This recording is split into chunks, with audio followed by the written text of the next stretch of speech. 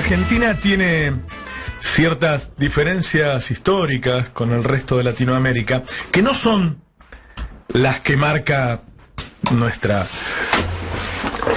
oligarquía, que no tienen que ver con el color de la piel, sino que tienen que ver con un laburo político que se hizo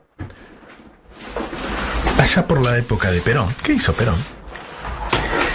Que generó que durante muchas décadas tuviéramos una clase media más extendida, más sólida, más formada que la mayoría de los países vecinos.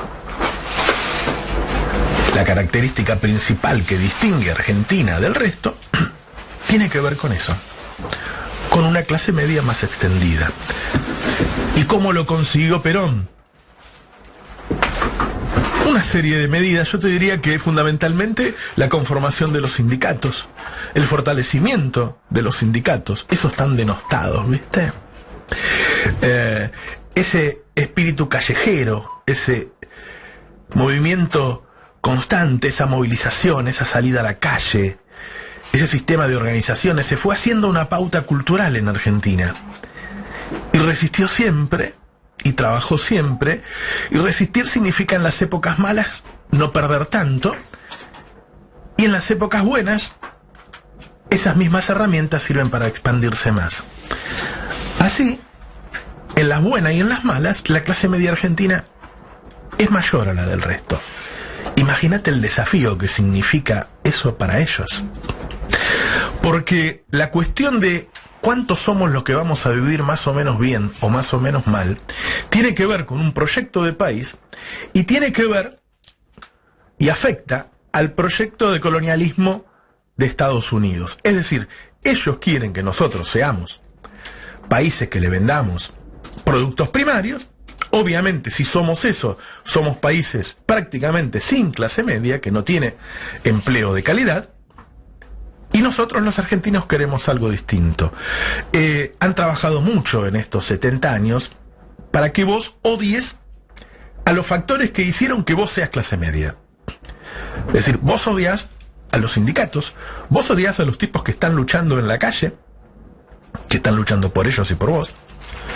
Vos odias a los maestros, que fueron fundamentales en la formación de esta clase media, que no lo es solo por ingresos, sino también por formación. Consiguieron durante mucho tiempo ir socavando los cimientos de lo que generó y sostiene a esa clase media. Pero han sido muy chambones cada vez que lo atacaron, lo hicieron de manera muy rústica cada vez que llegaron al poder. Y entonces terminaban yéndose y venían movimientos contrarios. Esta vez lo hicieron mucho mejor. Esta vez lo hicieron de manera mucho más sofisticada. Y vinieron no solamente a cambiar la distribución del ingreso, sino a hacerlo para siempre, o por lo menos por mucho tiempo. ¿Y cómo se hace eso? Se hace si logran que vos te acostumbres. Si vos vas a ver la conformación social de otros países, hace muchos años que Chile es considerado un país exitoso y los chilenos viven mucho peor que nosotros. ¿Viste cuando Macri dice, hay países donde no prenden la calefacción? Bueno, hay pocos países donde no prenden la calefacción. No es que es generalizado eso, es mentira. ¿Sí?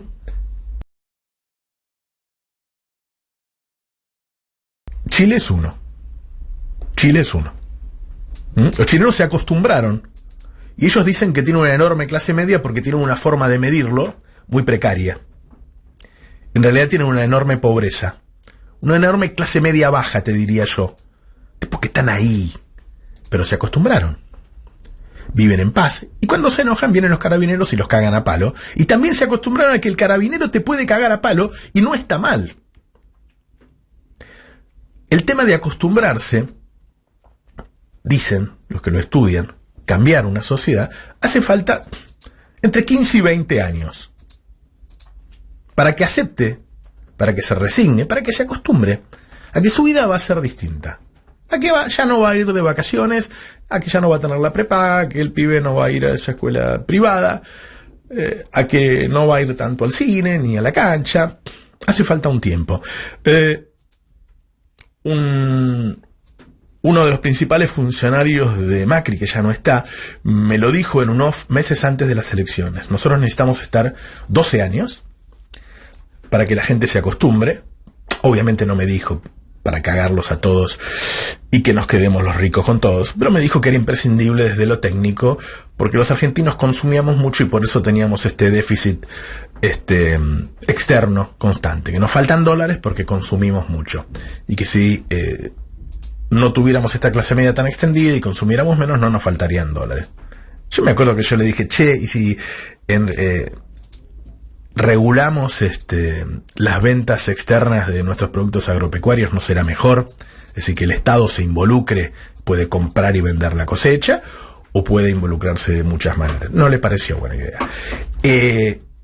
¿Y cómo te acostumbras? ¿Y cómo se quedan 10 o 12 años? ¿Cómo te acostumbras? Con los medios de comunicación y esa cosa que nos tomamos en chiste, que es militando el ajuste. Constantemente un goteo en los medios y en las redes, que ese empobrecimiento es el natural.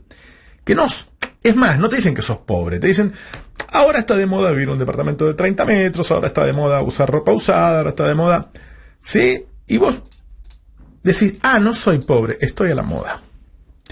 No es joda, lo hacen por eso y está muy estudiado. Y lo otro es, ¿cómo carajo estos tipos se van a quedar 12 años? Si vos lees los diarios de hoy, tenés una columna de Pagni y una de Bonelli, en donde diferencian claramente a Vidal de Macri. Entonces, guarda, cuando uno dice que se queden 12 años, no dice que se quede Macri, dice que se quede la derecha. Si vos prestás atención a lo que ocurrió con los Juegos Olímpicos, se le dio una dimensión, como si hubiéramos organizado realmente los Juegos Olímpicos Internacionales, o un mundial, o cosas por el estilo. Todo fue propaganda, no hubo una sola crítica. El único análisis del sobrecosto infernal del 700% se hizo en nuestro programa de YouTube. Se hizo una campaña alrededor de Larreta. Es decir, Larreta y Vidal son los reemplazantes naturales. Hay otros dentro del peronismo. ¿Viste esa foto? Urtubey Vidal. Para Macri. Y vos decís, ¿y ese tipo después se puede quedar 8 años? Y es posible, porque lo que viene en el próximo mandato no es el empobrecimiento que está sucediendo hoy, sino el hacerlo estructural. ¿Sí? Las reglas de juego que van a hacer que vos te mantengas en ese lugar de pobreza en el que te están metiendo hoy, a esta hora, mientras el supermercado está remarcando los precios y tu salario sigue planchado. Viene el próximo mandato, la estatización de YPF, del sistema previsional, de toda la creación de energía. Vienen las restricciones o eliminaciones a las paritarias, pero en un lugar en donde a vos te va a parecer más natural, porque es cierto, dentro de unos años quizás no haya esta inflación. El empobrecimiento sucede hoy. El próximo presidente puede quedarse 8 años haciendo la plancha. Es decir, el momento es este. ¿Y cómo lo hacen ellos? Bueno, cuidando a esos dos candidatos. No hay hoy en los medios tradicionales un solo periodista que hable mal de Vidal y Larreta. Te digo más, hace un tiempo empezaron a hablar bien. Y vos decís, bueno, a mí no me importa porque yo soy kirchnerista y no lo votaría nunca. Sí, pero no sos el único o la única que lo está viendo. Eso está sucediendo. Y tienen otros apoyos, no solo de los periodistas, hay que decirlo, ¿no? Tienen apoyos de gobernadores que por conveniencia le votan, de intendentes que por conveniencia lo apoyan, de jueces, cosa que vos ya sabés.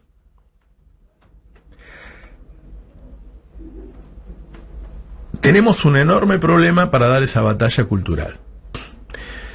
Me decían anoche, porque yo denuncié que hay periodistas que están recibiendo pauta en páginas en donde no entra nadie, es decir, no se cumple ninguno de los requisitos para tener una publicidad, que es, primero, difundir los hechos públicos, no se difunden porque entran 5 personas por día, y segundo, sostener medios, es decir, pagar sueldos a periodistas y qué sé yo, cosa que no se cumple porque no hay sueldos. Me han dicho que es un delito que seguramente va a ser juzgado, y me han dicho que están recibiendo hasta 500.000 pesos algunos periodistas por mes ahora, por esas páginas. Antes, el año pasado recibían 50. ¿Cómo se hace para romper todo eso? ¿Cómo se hace para romper esta herencia casi natural que están generando, que se está naturalizando, que se está normalizando?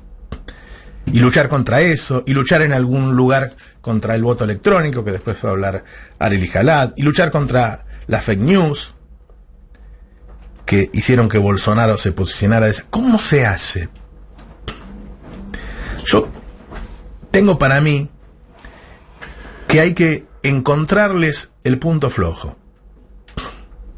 Y que así como ellos trabajan con las emociones, con los sentimientos, con tus prejuicios, hay que trabajar sobre las carencias básicas que tiene hoy el pobre. Que yo diría que este viernes a las 10 de la mañana es casi la mitad de la sociedad, en términos reales. Yo creo que Cristina, que ojalá sea la candidata, o si no es ella quien se decida hacerlo, tiene que claramente decirle a la sociedad: ¿sabes qué? Conmigo vas a pagar el 10% de lo que pagás hoy de gas y de electricidad. Y te voy a explicar por qué. Y decirle: mira, estos tipos le están pagando a las multinacionales un precio que no tiene nada que ver con el nuestro. El 70% del gas es nuestro, por lo tanto vale lo que yo digo. Y el 30% se lo puedo comprar a Bolivia. Y así voy a bajar el gas. Y como la electricidad en Argentina se genera, o con nuestros recursos hídricos, que no te generan ningún costo adicional, o con gas, una vez que baje el gas, bajo la electricidad también. Entonces yo te prometo, y si lo dice Cristina le van a creer, que conmigo, en vez de pagar 5 lucas de gas, vas a pagar 500. En vez de pagar 3 lucas de electricidad, vas a pagar 300. Así, con la promesa clara sobre esas 3 o 4 necesidades básicas. ¿Y sabés qué? Conmigo, en vez de pagar 40 pesos el litro de leche, lo vas a pagar 10. Y explicarle por qué. Porque nosotros vamos a tener un cupo para que queden acá los productos agropecuarios que necesitamos nosotros, que no son más del 10% del total. Y vamos a tener fábricas de alimentos como tienen muchos países del Estado, sin expropiar las otras, pero que compitan. Como se hizo en La Rioja, que hay 20 fábricas de alimentos. Y vamos a tener nuestras filiales del mercado central, como las quería armar Kicillof, en todos los países. Entonces vamos a tener la materia prima, la fabricación y la comercialización. Y con eso vas a tener 50 productos, 60, los que necesitas para alimentar a tu familia, a un precio que tenga que ver con tus ingresos. Creo que hay que romper todo este trabajo emocional que ellos planearon con tanto tiempo, que viene de Estados Unidos y que lo están haciendo en todos lados, con una mezcla que juegue entre esa costumbre que nosotros tenemos de varias generaciones, de que somos clase media y que comemos, que no nos falta la comida y que no nos falta la calefacción y no nos falta la electricidad hace muchos años, con la credibilidad que se ganó Cristina con respecto a eso. Porque si eso te lo dice cualquier otro, vos no le crees. Pero si te lo dice Cristina, que se fue hace 3 años, y con ella morfabas y prendías la estufa y prendías el aire acondicionado, es creíble. No tiene muchas más vueltas que eso. Todo ese laburo sofisticado que han hecho ellos, hay que romperlo con una propuesta muy básica, de 3 o 4 puntos que golpeen la emoción de la población. Algunos van a estar en contra, porque van a decir: ¿cómo vamos a fabricar alimentos? ¿Cómo le vamos a poner un cupo a nuestro campo? ¿Cómo vamos a poner una competencia a las cadenas de supermercados? Bueno, ¿sabés qué? Para hacer una tortilla va a haber que romper algunos huevos. Y yo creo que Cristina tiene no huevos, sino varios, para hacerlo, y tiene la credibilidad para jugar esa carta. Digo, si no jugamos fuerte, estos tipos, de alguna manera, con cualquiera de esas variantes de trampa que tienen, se quedan. Y si se quedan un tiempo más, esta sociedad se va a acostumbrar. Y el día que se acostumbren, entonces sí que estamos jodidos.